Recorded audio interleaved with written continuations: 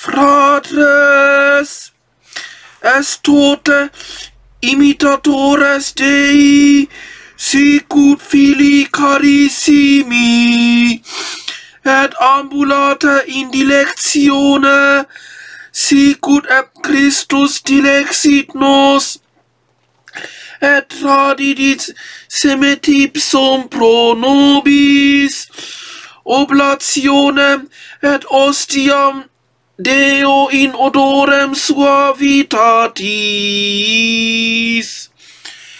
Deo gratias.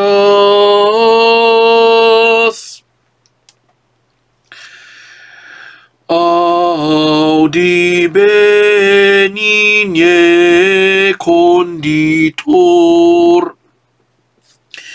nostras peces confletibus, in hoc sacro iunio, fusas quadragenario, scrutator al me cordium, infirmata tu si vidium,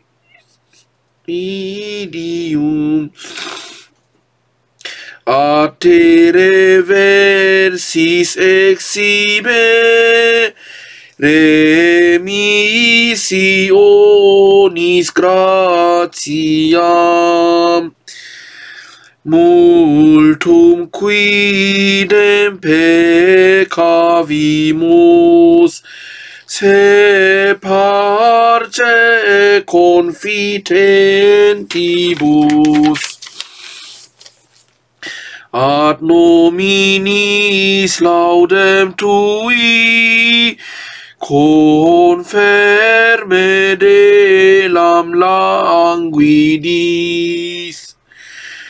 concede nostrum compteri, corpus per abstinentiam, culpe ut relinquam pabulum, iuna corda criminum, presta bea tam trinitas, concede simplex unitas, ut fructuosa intuis,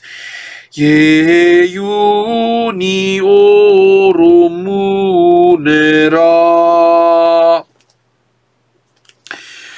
Angelis suis Deus mandavit de te,